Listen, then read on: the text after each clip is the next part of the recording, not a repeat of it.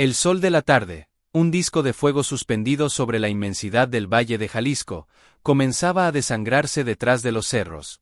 Los rayos oblicuos teñían de oro y sombras largas el polvo que se levantaba en el corralón de la hacienda La Fortuna. En el centro de ese remolino de luz y tierra, don Ignacio de la Cruz, el patrón, un hombre de rostro severo y bigote gris, cruzaba los brazos con desdén. Frente a él, con la espalda recta pero el corazón hecho trizas, estaba Joaquín Morales, el ex charro. No llevaba ya el traje de gala de charro completo, ese que tanto lo había hecho brillar en ferias y palenques, solo un pantalón de mezclilla gastado y una camisa sudada. A su lado, inquieto, piafando con sus cascos en la tierra seca, estaba Relámpago, un caballo alazán tostado de ojos que parecían guardar toda la inteligencia del mundo. Joaquín, de 55 años, con el rostro curtido como cuero viejo y una cicatriz que le cruzaba la ceja izquierda, un recuerdo de un toro bravo, escuchaba la sentencia. No es personal, Joaquín, decía don Ignacio, su voz fría como piedra de río. Pero los tiempos cambian. La hacienda ya no puede mantener a un charro que se niega a modernizarse, que prefiere sus métodos viejos a las máquinas nuevas.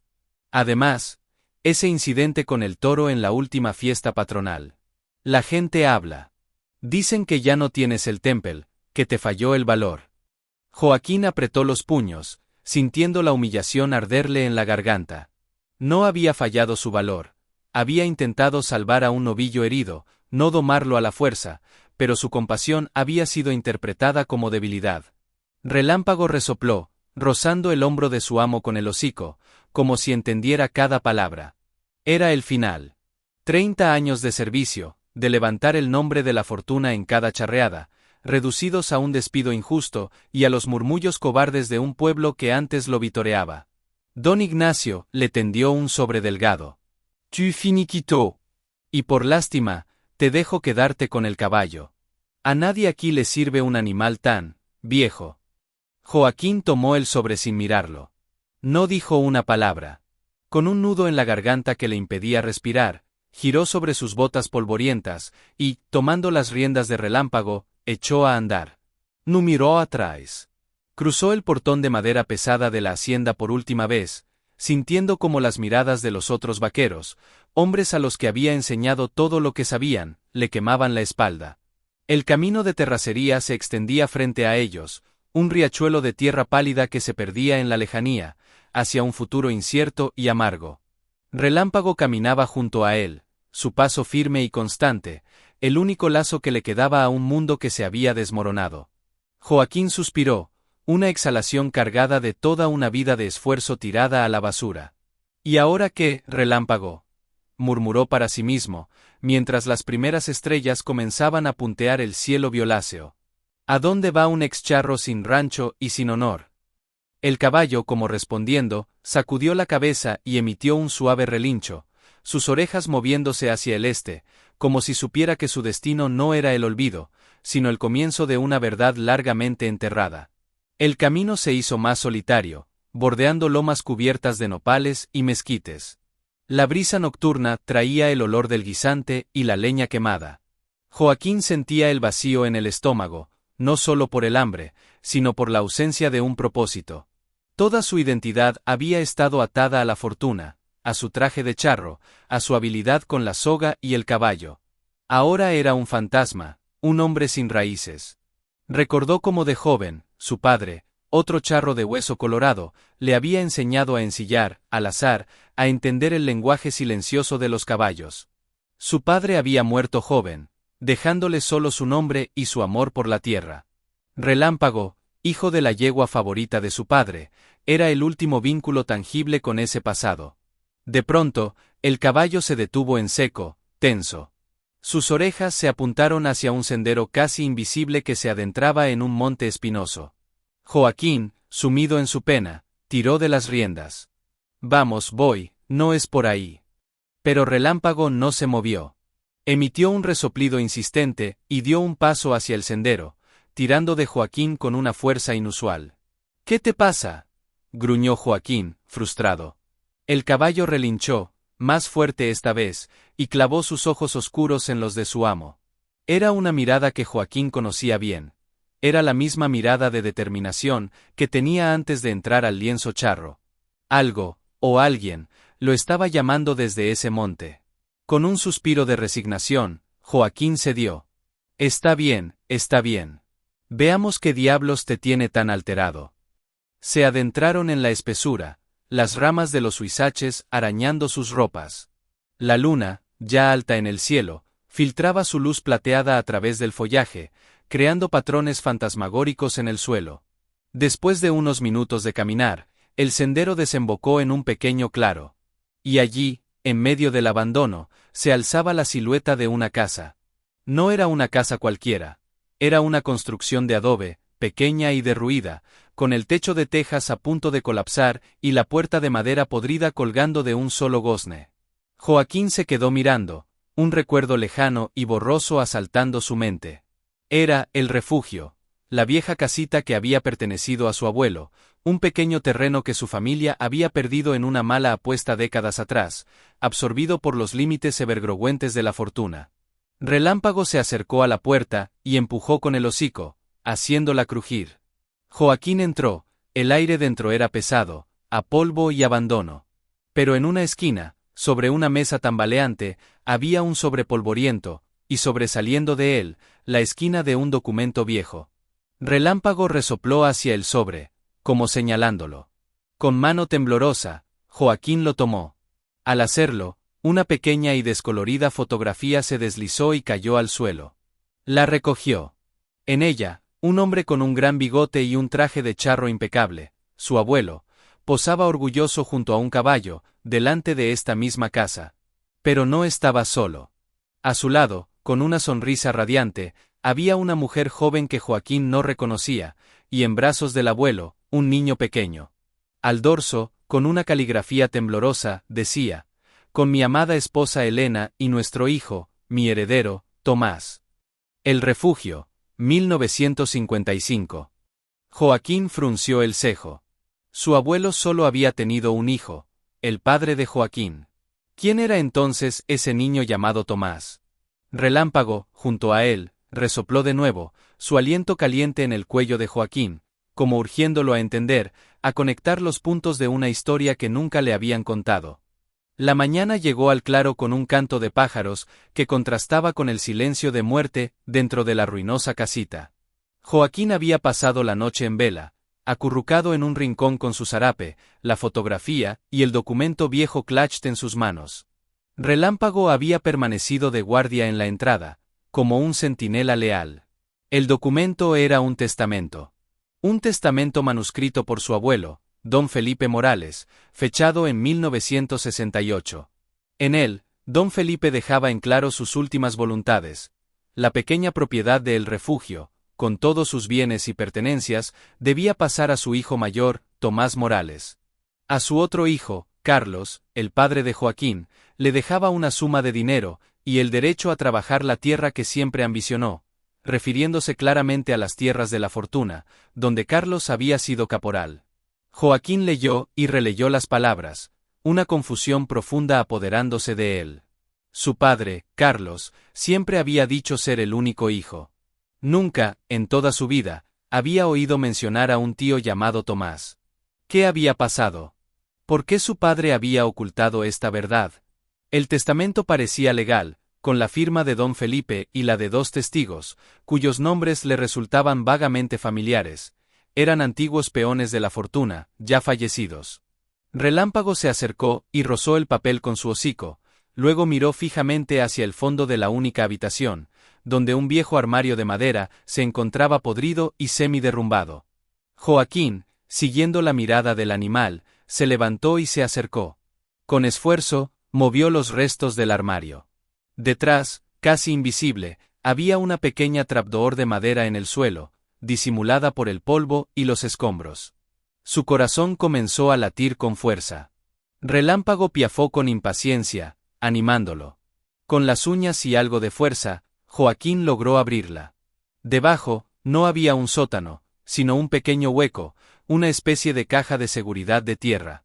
Y dentro de ella, protegido por una lona encerada, había un cofre de metal oxidado. No era grande, del tamaño de una caja de zapatos. Lo sacó, las manos le temblaban. No tenía candado. Al abrirlo, el aire se le cortó. En su interior, sobre un paño de terciopelo descolorido, descansaban dos objetos que le partieron el alma. El primero era una pequeña medalla de plata, una Virgen de Guadalupe, la clase de medalla que se le regala a un niño en su bautizo. Tenía grabado un nombre, Tomás. El segundo objeto era una carta, doblada y amarillenta por el tiempo. La desplegó con cuidado infinito. La caligrafía era la misma del testamento, pero más temblorosa, escrita con la urgencia de quien sabe que se le acaba el tiempo. Para mi hijo Carlos, decía. Si esta carta llega a tus manos, es porque yo ya no estoy. Y es porque no he podido hacer las paces con esta verdad que nos ha desgarrado. Tomás, tu hermano, no se fue por su voluntad. Él se opuso a los planes de Ignacio de la Cruz, el entonces joven patrón, de quedarse con el refugio para expandir sus potreros. Hubo una discusión fuerte, una noche de tormenta. Ignacio y Tomás se enfrentaron junto al viejo pozo del monte. Yo llegué tarde. Solo vi a Ignacio, con las manos manchadas de lodo, y a tu hermano, desaparecido. Ignacio me amenazó. Dijo que si hablaba, acabaría con nuestra familia, con tu futuro. Me ofreció dinero y un puesto para ti en la fortuna a cambio de mi silencio y de la propiedad. Yo, cobarde, asustado por la pobreza y por tu porvenir, acepté. Enterré la memoria de Tomás, junto con su medalla. Pero mi conciencia no me deja descansar. El refugio es legítimamente de Tomás, o de sus herederos, si los hay. Carlos, tú merecías saber la verdad. Perdóname. Joaquín dejó caer la carta al suelo. Las lágrimas nublaron su vista. No era solo su despido lo injusto. Era su propia historia, la de su familia, manchada por una mentira, un posible asesinato y la complicidad forzada de su abuelo. Don Ignacio de la Cruz, el hombre que lo había humillado y desterrado, no era solo un patrón despiadado. Era posiblemente el asesino de su tío, el hombre que había robado su legítima herencia y condenado a su abuelo a una vida de culpa. Relámpago se acercó y apoyó su cabeza en el hombro de Joaquín, como si absorbiera todo su dolor. Joaquín miró al caballo a los ojos. Tú lo sabías, ¿verdad, muchacho? Susurró con la voz quebrada. Tú me trajiste aquí para esto. Relámpago resopló suavemente. De pronto, un ruido fuera, el crujido de una rama seca, los sobresaltó a ambos. Joaquín se puso en guardia.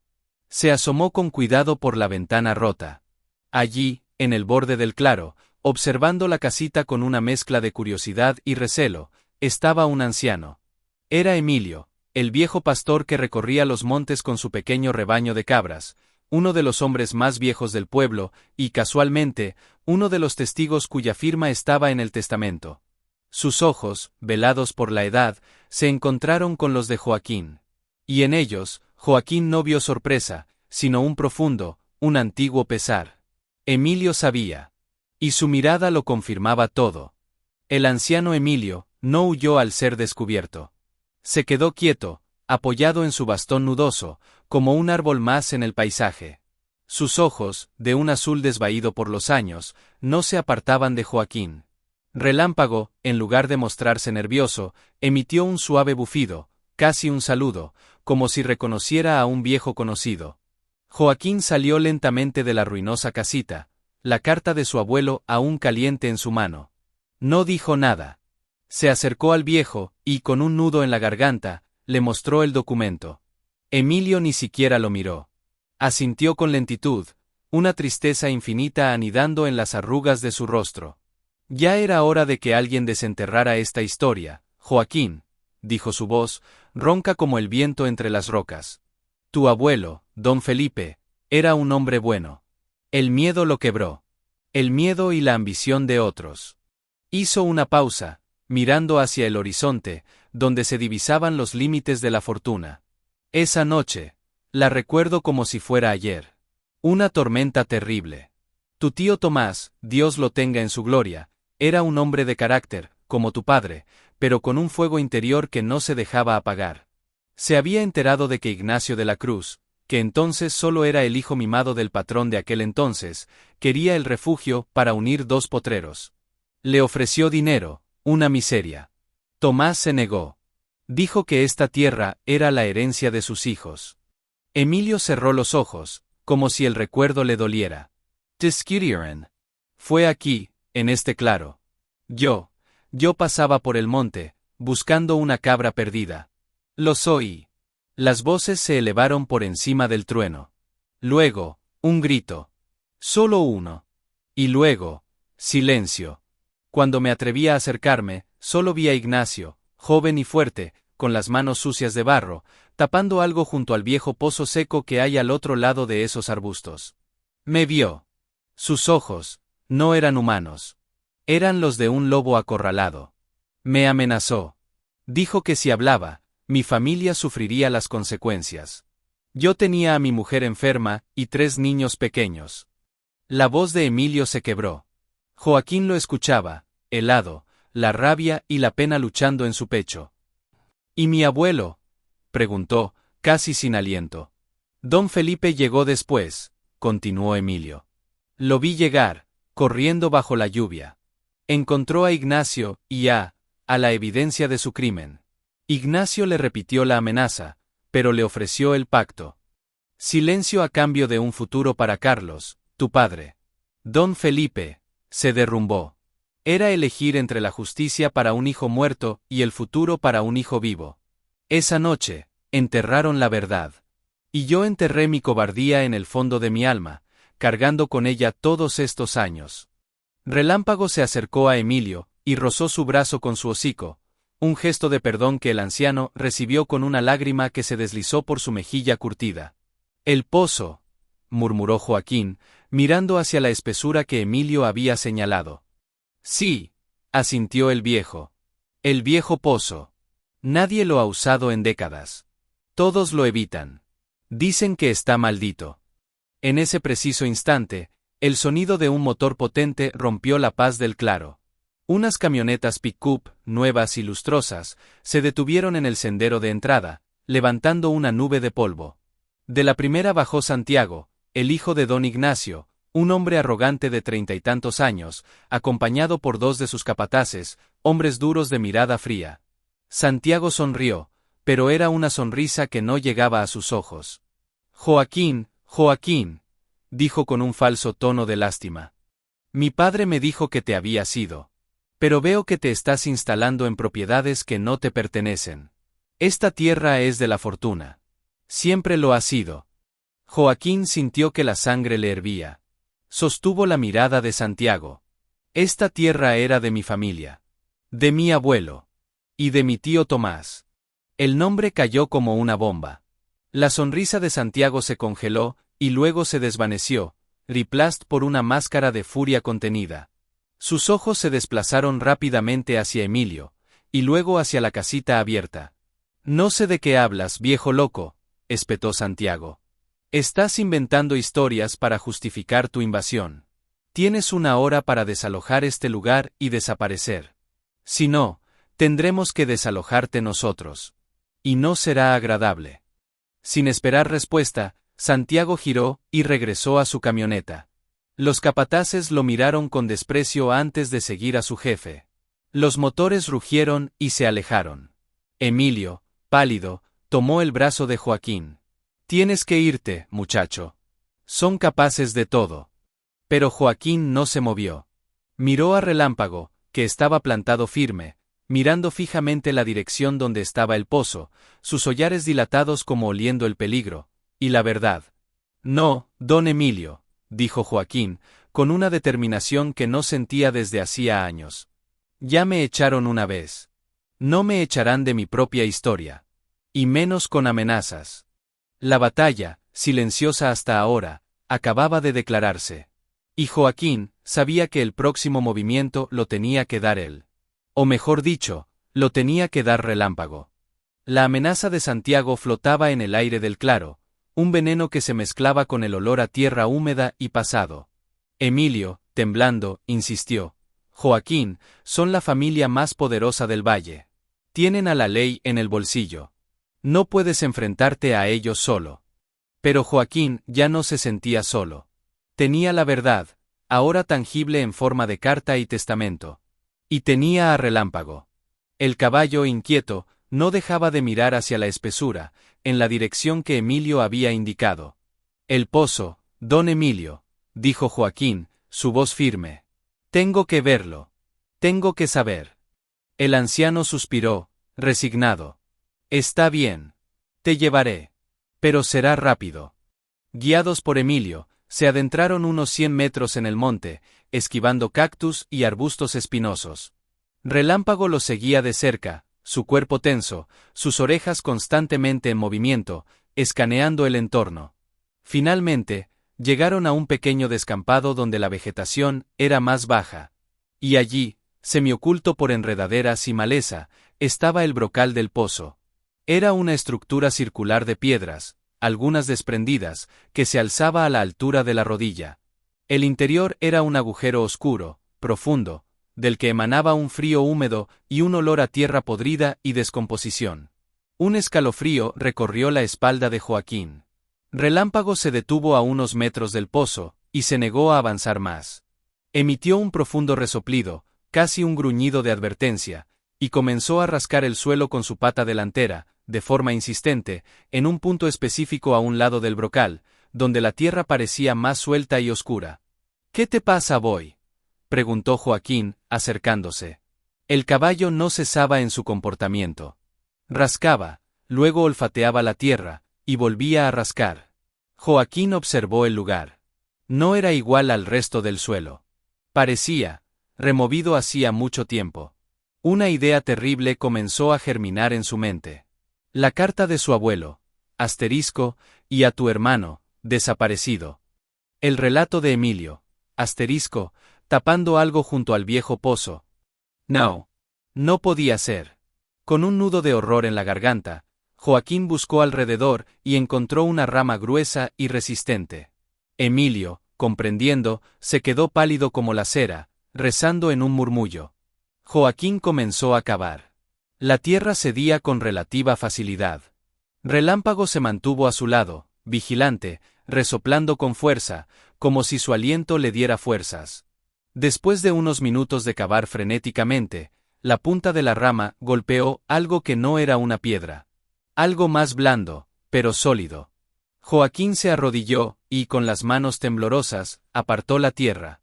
Emergió, pálido y manchado de lodo, un hueso. Largo y delgado. Un fémur humano. Joaquín retrocedió, cayendo de espaldas, la respiración entrecortada. El horror lo inundó. Allí, en esa fosa improvisada al lado del pozo, estaba su tío Tomás. Asesinado y enterrado en secreto, su existencia borrada por la avaricia de los de la Cruz. Relámpago se acercó y olfateó el hueso, emitiendo un sonido lastimero, un lamento que parecía trascender el tiempo. En ese momento de puro y frío descubrimiento, un nuevo sonido llegó a sus oídos. No era el motor de una camioneta. Era algo más siniestro, más crepitante. Olfatearon el aire. Humo. Un olor denso a leña quemada.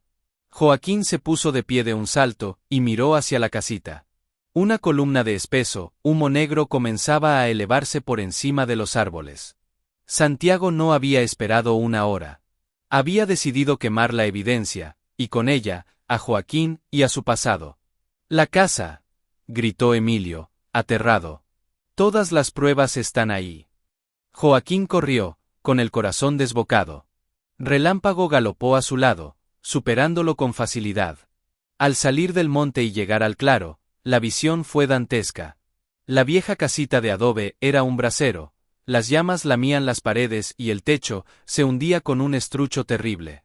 Dentro de ese infierno, se estaban consumiendo el testamento original, la carta, la medalla, toda la verdad.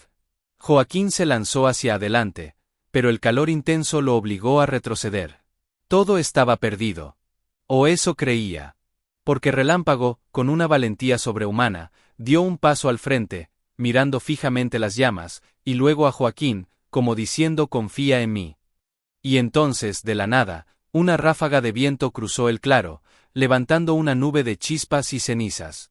Y entre el humo, algo brilló en el suelo, cerca de la entrada, donde Joaquín había estado sentado la noche anterior. Era la pequeña medalla de plata de Tomás. Se le debió de caer del cofre, cuando revisaba las pruebas con Emilio. La única prueba física que había sobrevivido al fuego. Joaquín se abalanzó sobre ella, quemándose los dedos al recogerla del suelo caliente. La apretó en su mano. No estaba solo. Tenía la medalla. Y tenía a un testigo de 4 patas que no se rendiría. El crepitar de las llamas devorando la casita era el sonido de la desesperación. El calor achicharraba el aire, y el humo negro tapizaba el cielo de la mañana. Joaquín, con la medalla de Tomás agarrada con fuerza en su puño cerrado, tosió, los ojos llorosos por el escozor. Emilio, a su lado, miraba el incendio con horror. Esto es una locura, Joaquín. Ahora sí que te van a matar. En ese momento, el rugido de los motores regresó, más fuerte, más cerca. Las camionetas de Santiago aparecieron de nuevo en el sendero, bloqueando la única salida. Esta vez, Santiago no bajó. Desde la ventanilla, con una sonrisa cínica, gritó: ¡Qué lástima! Un accidente. El viejo loco Joaquín, queriendo jugar a ser ranchero, y quemó su propia choza. Una tragedia. Sus capataces bajaron de la camioneta, empuñando pesadas varas de metal. No eran solo amenazas vacías. Eben en serio. Joaquín miró a Relámpago. El caballo, en lugar de mostrar miedo, estaba alerta, sus músculos tensos como resortes. Olfateó el aire, ignorando el humo, y luego giró su cabeza bruscamente hacia la parte más densa del monte, en la dirección opuesta al pozo y al sendero principal. Emitió un relincho corto y agudo, un claro llamado a seguirlo. Don Emilio, vamos, gritó Joaquín, agarrando del brazo al anciano. Tenemos que seguir al caballo. Los 2 hombres corrieron hacia donde indicaba Relámpago, justo cuando los capataces comenzaban a avanzar hacia ellos. No dejen que escapen, ordenó Santiago desde la camioneta. Relámpago se adentró en la espesura como un fantasma, abriendo paso entre arbustos y zarzas que parecían impenetrables. Joaquín y Emilio lo seguían como podían, las ramas azotándoles el rostro y los brazos. Oían detrás de ellos las maldiciones y los pasos pesados de los capataces, que se abrían paso a la fuerza. El caballo no iba por ningún sendero visible. Parecía guiarse por un instinto ancestral, por un mapa grabado en su memoria genética. Subieron una loma empinada, resbalando con las piedras sueltas. Emilio jadeaba, su viejo corazón no daba para más. Joaquín lo sostuvo, casi cargándolo. Relámpago se detenía brevemente, mirando hacia atrás para asegurarse de que lo seguían, sus ojos brillando con una inteligencia urgente. De pronto, llegaron a un paredón de roca, cubierto de musgo y enredaderas. Parecía un callejón sin salida. Los jadeos y las voces de los capataces se oían cada vez más cerca. Joaquín sintió un golpe de pánico. ¿Ahora qué, Relámpago? El caballo se acercó a la base del paredón, y con su hocico, apartó un grueso manto de hiedra. Reveló una grieta estrecha, una abertura en la roca, lo suficientemente grande para que pasara un hombre, pero casi invisible desde cualquier otro ángulo. Era una cueva, o la entrada a algo. Sin dudarlo, Relámpago entró primero. Joaquín empujó a Emilio dentro, y se coló él mismo justo, cuando los 2 capataces emergían jadeantes entre los arbustos, mirando alrededor con confusión. «Se los llevó el diablo», gritó uno. «Por aquí no pueden haber ido». Desde la oscuridad de la grieta, Joaquín los observaba, conteniendo la respiración. La grieta no era una cueva, sino la entrada a un angosto cañón oculto, un pasadizo natural entre 2 altos muros de piedra. La luz del sol se filtraba desde arriba, iluminando un pequeño arroyo que serpenteaba en el fondo. Era un lugar secreto, un santuario. Relámpago bebía agua tranquilamente del arroyo, como si siempre hubiera sabido que existía este lugar. Emilio, recuperando el aliento, murmuró: «El cañón del silencio. Mi abuelo hablaba de él. Decía que era un lugar de los antiguos, un refugio. Nadie ya lo recordaba». Joaquín se apoyó en la pared de piedra, exhausto pero a salvo. Por ahora. Santiago y sus hombres no los habían encontrado. Pero estaban cercados. Tenían la medalla, tenían el testimonio de Emilio, y tenían la fosa común de Tomás. Pero, ¿Quién le creería a un excharro despedido, a un viejo pastor y a un caballo contra la familia más rica e influyente de la región? Necesitaban algo más. Una prueba irrefutable. Algo que conectara directamente a Ignacio de la Cruz con el crimen. Mientras lo pensaba, su mirada se posó en Relámpago. El caballo había terminado de beber y ahora olfateaba una parte de la pared del cañón, donde crecían unas enredaderas con unas flores moradas diminutas. Rascó suavemente la tierra con el casco. Joaquín se acercó. Allí, semienterrado y casi fusionado con las raíces de las plantas, había un objeto metálico. Un viejo freno de caballo, de esos de hierro forjado, antiguo y herrumbrado. Pero no era un freno cualquiera. Tenía un detalle distintivo, una pequeña placa de latón incrustada, y en ella, aunque borrosa por el tiempo y los elementos, se podía distinguir un grabado, una C entrelazada con una Z. Las iniciales de Cruz y Zapata, el apellido de soltera de la abuela de Ignacio, y un símbolo que solo se usaba en los arreos de la familia de la Cruz en aquellos años. Relámpago había encontrado otra pieza del rompecabezas. Un objeto que colocaba a un miembro de la familia de la Cruz en ese lugar secreto, quizás usado como escondite o punto de encuentro. ¿Era de Tomás, robado? ¿O era del propio Ignacio, perdido durante aquella noche fatídica? Joaquín lo recogió. Era pesado, frío, y cargado de ominosos significados. La caza había comenzado. Y ellos ya no eran solo los perseguidos. Eran los cazadores de la verdad.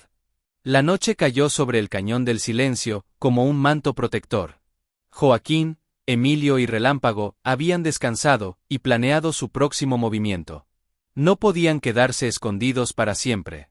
Tenían que llevar la verdad a la luz, pero necesitaban un aliado, alguien con la autoridad o la influencia para enfrentarse a los de la Cruz. La única persona que se le ocurría a Joaquín era el padre Anselmo, el párroco del pueblo, un hombre mayor pero de rectitud inquebrantable, que había bautizado a medio valle y conocía los secretos de todas las familias.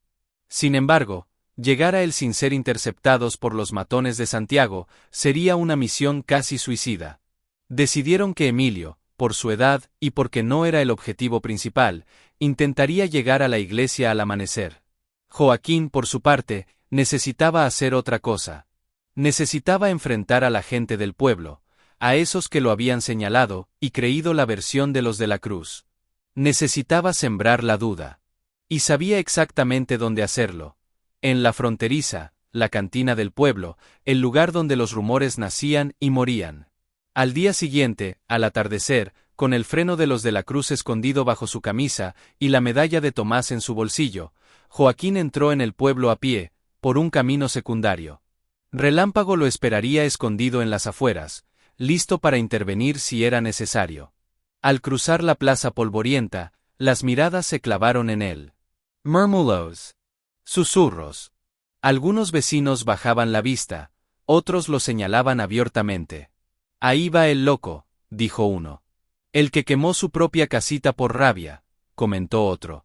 Joaquín ignoró los comentarios y empujó la puerta batiente de la fronteriza. El interior, oscuro y cargado de olor a cerveza y desinfectante, se silenció de golpe. Todos los parroquianos, un grupo de vaqueros, campesinos y algún que otro comerciante, volvieron la cabeza hacia él. Detrás de la barra, el cantinero, un hombre gruñón llamado Rodolfo, lo miró con desconfianza. Joaquín se acercó a la barra. Una cerveza, Rodolfo. El silencio era espeso, incómodo. De entre el grupo, se levantó un hombre alto y bebedor, severo, uno de los capataces de menor rango de la fortuna y conocido por su lengua larga. ¿Y tú qué haces aquí, Joaquín?, dijo con sorna. Creí que ya te habías ido a molestar a otro pueblo. O que te habías quemado con tu choza. Algunas risitas nerviosas recorrieron la cantina. Joaquín tomó un sorbo de su cerveza, manteniendo la calma. No me fui, Severo. Y la casita no se quemó sola. Santiago de la Cruz y sus hombres le prendieron fuego con todo y mis cosas dentro. Severo soltó una carcajada falsa. Mira nada más. Ahora resulta que el patrón te quiere quemar. Inventas cada historia para tapar tu fracaso, Joaquín. Todos saben que perdiste el Temple, que le fallaste al patrón. Joaquín giró lentamente en su taburete para enfrentar a Severo. ¿Y tú sabes por qué me despidió realmente, Severo? ¿Sabes qué secretos esconde la fortuna? Secretos sobre mi familia. Sobre un hombre llamado Tomás Morales. El nombre no resonó en la mayoría, pero Joaquín vio como un par de los hombres más viejos, expeones de la hacienda, bajaban la mirada, súbitamente interesados en el fondo de sus vasos. Severo se puso colorado. No hables tonterías, viejo. Tu familia siempre ha servido a la nuestra. La elección de palabras de Severo fue reveladora. Servido a la nuestra. Joaquín se levantó. Mi familia no sirvió a la tuya, Severo. Mi familia fue traicionada por la tuya. La tensión se podía cortar con un cuchillo. Severo, enfurecido, dio un paso al frente. Retira eso, o te parto la cara, mentiroso. En ese momento, un sonido ensordecedor llenó la cantina. Un relincho furioso, potente, que hizo vibrar los vasos.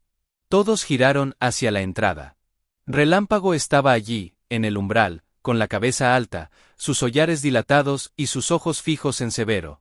Parecía un espectro surgido de la leyenda, majestuoso y colérico. Había roto la correa con la que estaba atado, y había irrumpido en la cantina. Avanzó unos pasos, sus cascos resonando en el piso de madera, y se plantó entre Joaquín y Severo, emitiendo un bufido profundo y amenazante hacia el capataz. Severo, que era un hombre acostumbrado a intimidar, retrocedió instintivamente, el color desapareciendo de su rostro. El poder y la presencia del caballo eran abrumadores. «¿Ves, Severo?», dijo Joaquín, con una voz ahora tranquila y llena de autoridad. «Hasta mi caballo sabe la verdad. Y no es el único». Su mirada recorrió la cantina, posándose en los hombres más viejos. «Algunos de ustedes lo saben. Sus padres se lo debieron haber contado. La historia de Tomás Morales, el hermano de mi padre, que se opuso a Ignacio de la Cruz y que una noche de tormenta, desapareció para siempre». Uno de los viejos, un exvaquero llamado Genaro, bajó la cabeza y susurró. «Es cierto, mi papá me lo contó una vez, borracho. Me dijo que nunca lo repitiera». El hielo se había roto. La duda, esa semilla terrible, había sido plantada en el corazón del pueblo. Joaquín dejó un billete en la barra. La verdad siempre sale a la luz, amigos. Aunque tarden 50 años. Y salió de la cantina, seguido por Relámpago, cuyo relincho de victoria resonó en la plaza silenciosa. Detrás de ellos, quedaba un nido de avispas despertando. Los de la Cruz ya no solo tenían que lidiar con Joaquín. Tenían que lidiar con el fantasma de su propio pasado, que comenzaba a caminar entre los vivos. La semilla de la duda que Joaquín había plantado en la fronteriza comenzó a germinar con una velocidad sorprendente. A la mañana siguiente, el pueblo no hablaba de otra cosa. Los nombres de Tomás Morales y de Ignacio de la Cruz se susurraban en las esquinas, en el mercado, en las puertas de las casas. La historia del excharro y su caballo que desenterraba secretos se había convertido en una leyenda viva. Mientras tanto, Emilio había logrado llegar a la iglesia y hablar con el padre Anselmo. El sacerdote, conmovido y horrorizado por la historia, accedió a ayudar. No podía enfrentarse directamente a los de la Cruz, pero sí podía ofrecer refugio en la sacristía y usar su influencia moral. Fue él quien le llevó a Joaquín la noticia que cambiaría todo. Don Ignacio de la Cruz estaba gravemente enfermo. Muy enfermo. Los doctores decían que le quedaban pocas semanas de vida. El cáncer lo estaba consumiendo. Y según su enfermera, una mujer devota que confesaba con el padre Anselmo, la culpa lo estaba devorando por dentro aún más rápido que la enfermedad. Hablaba en sus sueños con un tal Tomás, pedía perdón por algo que había ocurrido en un pozo. Joaquín supo que era su oportunidad. Quizás, frente a la muerte, el viejo lobo encontraría un ápice de redención. Quizás no. Pero tenía que intentarlo. Esa misma tarde, Joaquín, con Relámpago caminando solemnemente a su lado, se dirigió a la hacienda La Fortuna. No por el camino de servicio, sino por la entrada principal, la que usaban los visitantes ilustres. Los guardias de seguridad, confundidos por la audacia del hombre y la presencia imponente del caballo, no se atrevieron a detenerlo de inmediato. Cruzaron los jardines inmaculados, pasaron junto a las fuentes burbujeantes, y se plantaron frente a la enorme puerta de madera tallada de la casona principal. Santiago salió, furioso, seguido por su madre, una mujer pálida y de rostro duro. —¿Qué demonios haces aquí, Joaquín? —rugió Santiago. —Largo, antes de que llame a la policía. —He venido a ver a don Ignacio —dijo Joaquín con una calma que no sentía—. Tengo algo que decirle. Y creo que él tiene algo que decirme a mí. Mi padre no quiere verte. En ese momento, una voz débil, quebrada, llegó desde el interior de la casa. —Déjenlo pasar. Era don Ignacio. Santiago se quedó paralizado, la rabia y la incredulidad luchando en su rostro. Con reluctancia, abrió la puerta un poco más. Joaquín entró, seguido de cerca por Relámpago, cuyos cascos resonaron en el piso de mármol pulido de la entrada. La enfermera los guió hasta una habitación enorme y lúgubre, con pesadas cortinas que apenas dejaban pasar la luz. En una cama de dosel, yacía don Ignacio, reducido a una sombra de su antiguo yo. Su piel era papel de arroz pegado a los huesos, sus ojos, hundidos en sus cuencas, brillaban con una fiebre interna. Al ver a Joaquín, y especialmente al ver a Relámpago parado majestuosamente a los pies de la cama, una lágrima surcó su mejilla. Siempre supe que ese caballo tenía el espíritu de tu abuelo, susurró, su voz un hilo de aire. Santiago y su madre se quedaron en la puerta, observando, pálidos. He venido por la verdad, don Ignacio, dijo Joaquín, sin rencor en la voz, solo una fatiga infinita. Por mi tío Tomás. El nombre hizo que el viejo cerrara los ojos con fuerza, como si un dolor físico lo atravesara. Fue un accidente, gimió, lleno de angustia. Lo juro. Él me golpeó. Forcejeamos, cerca del pozo. Cayó. Se golpeó la cabeza con una piedra. Joaquín no dijo nada. Sacó la medalla de Tomás y la colocó sobre la manta, junto a la mano esquelética de Ignacio. Luego, sacó el viejo freno de la familia de la Cruz y lo puso al lado. Ignacio abrió los ojos y los miró, y un sollozo sacudió su cuerpo frágil. Lo siento. Tenía miedo. Mi padre me habría desheredado. Le dije a tu abuelo que si hablaba, arruinaría a su familia. Le compré su silencio, con un puesto para Carlos, con migajas. Era la confesión completa. No había sido un asesinato premeditado, pero sí un homicidio culposo, seguido de una ocultación del cuerpo, amenazas y el robo de una herencia. La codicia y el miedo habían sellado el destino de dos familias.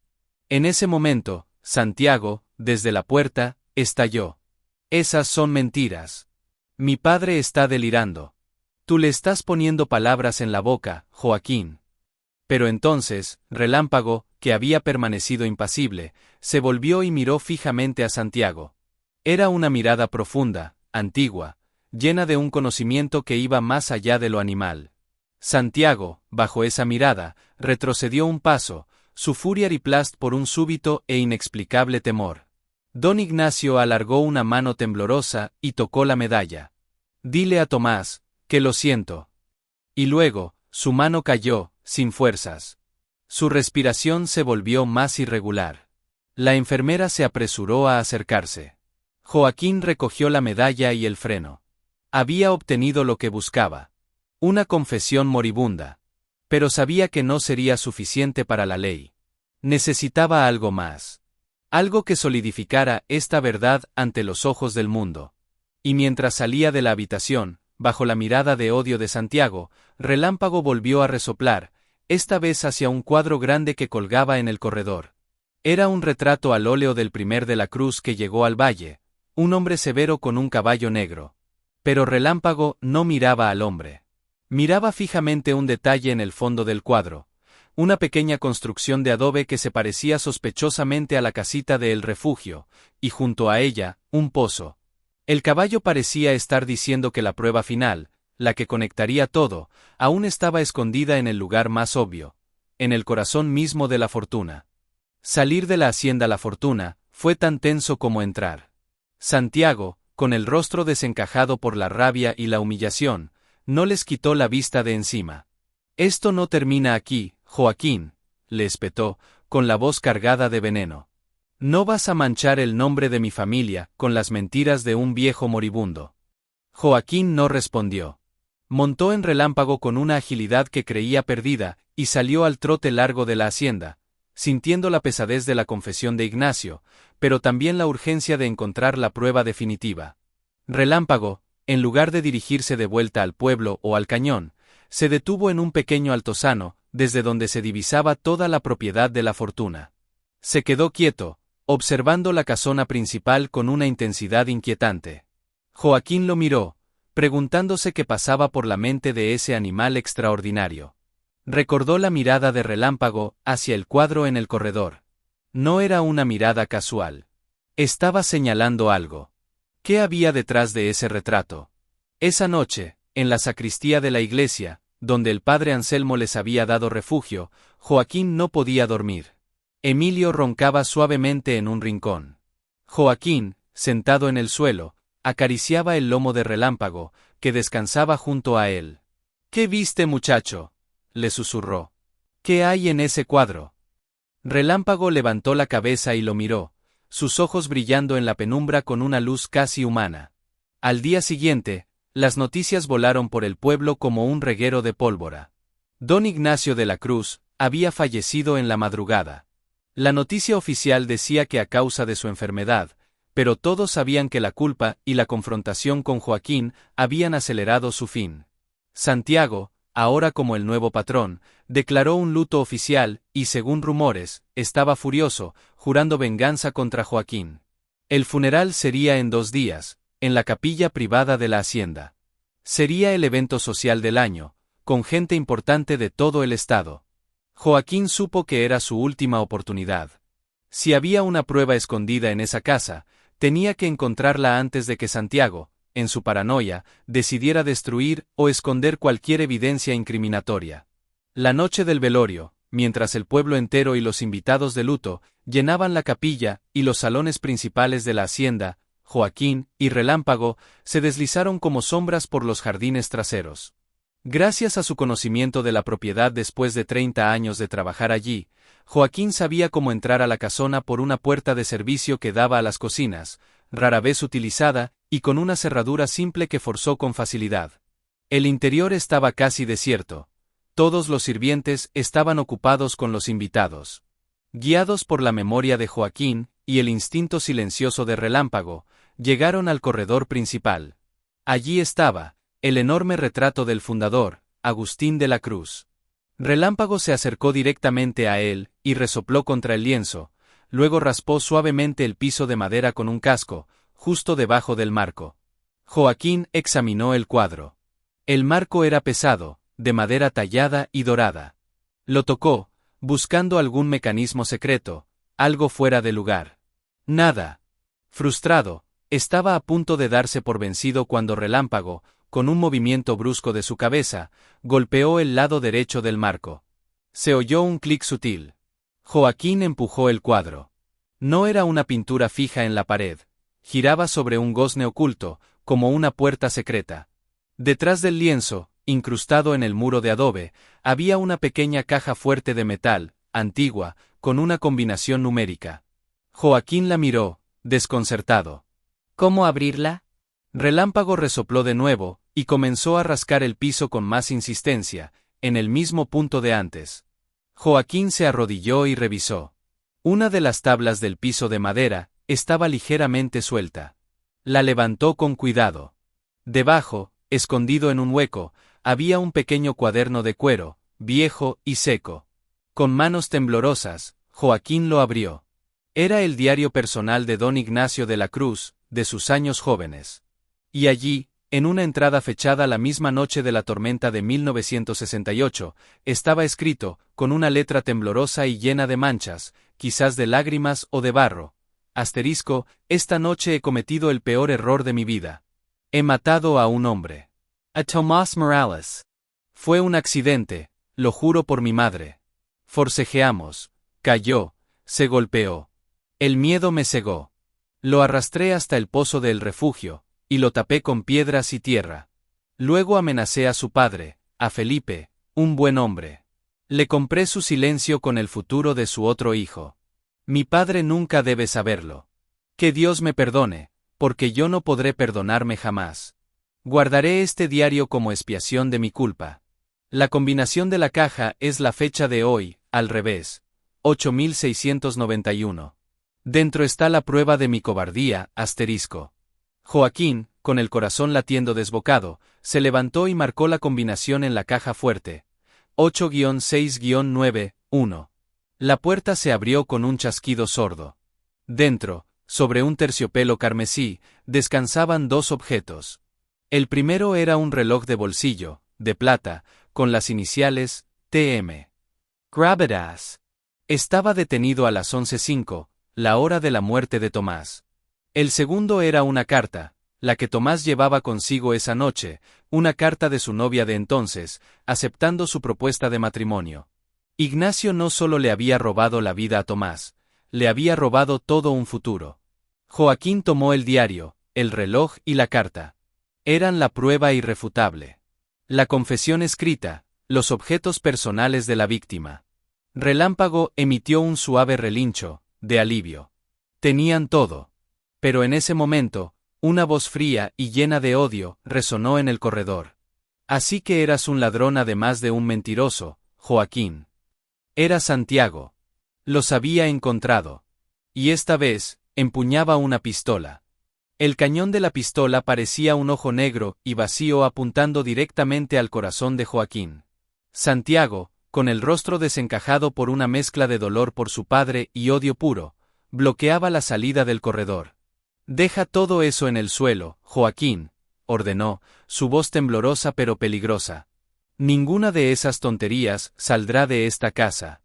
Joaquín, con el diario, el reloj y la carta en una mano, se mantuvo firme.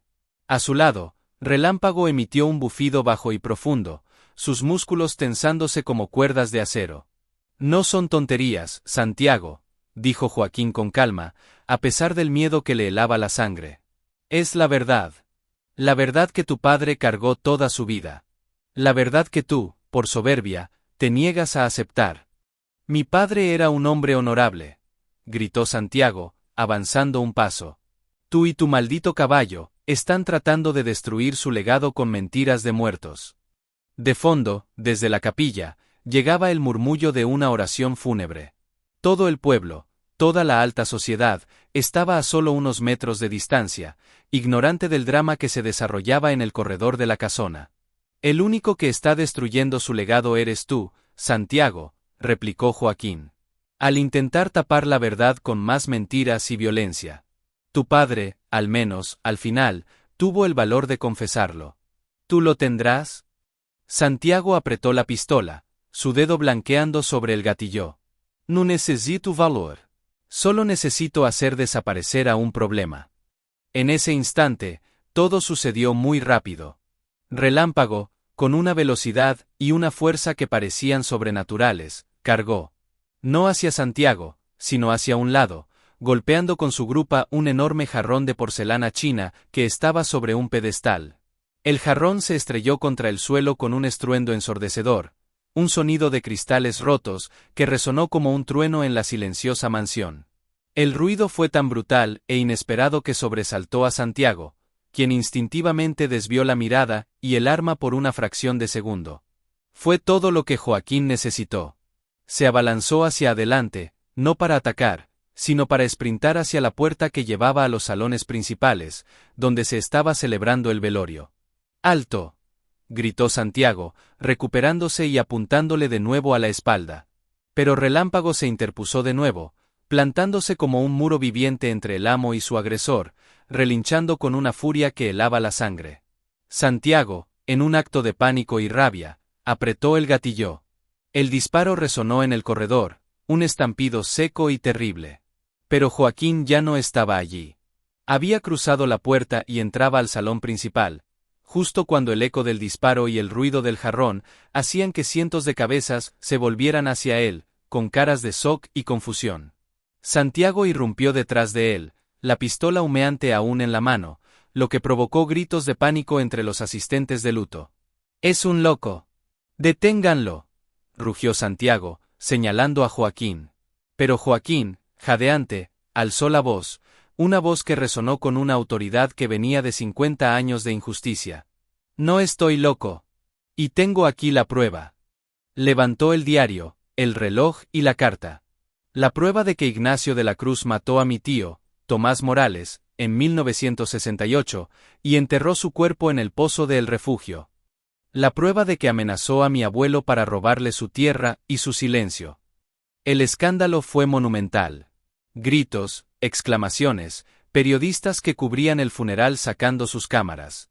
Santiago, viendo su mundo derrumbarse, apuntó con la pistola a Joaquín otra vez. «Calate». Pero antes de que pudiera hacer nada, una figura se interpuso. Era el padre Anselmo, con sus vestiduras negras, su rostro serio y severo. «Basta, Santiago», dijo el sacerdote, con una voz que no admitía réplica. «La violencia solo trae más violencia. Tu padre se confesó conmigo antes de morir. Lo que dice Joaquín es la verdad. Es hora de que la justicia, la de Dios y la de los hombres, siga su curso».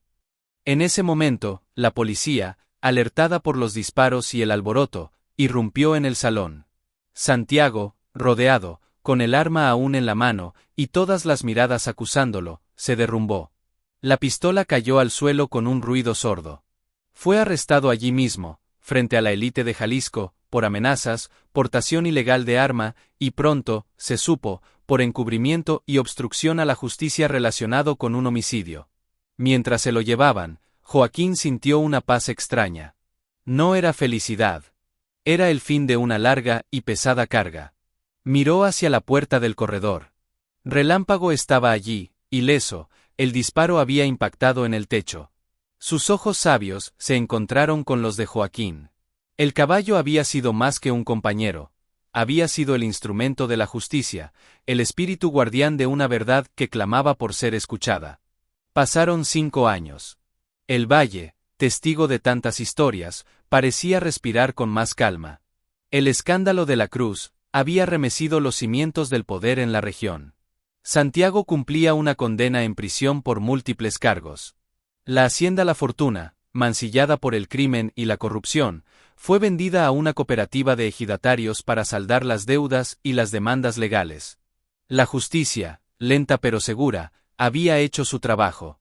Y en El Refugio, la tierra que una vez fue sinónimo de abandono y dolor, ahora florecía. Joaquín Morales, con el dinero de la compensación que recibió por la tierra robada, y con la ayuda de la comunidad, había reconstruido la casita. No era una mansión, sino un hogar sencillo y acogedor, de adobe blanco y tejas rojas, con un corral amplio y un pequeño huerto. Frente a la casa, bajo la sombra de un antiguo mezquite, había una pequeña lápida de piedra.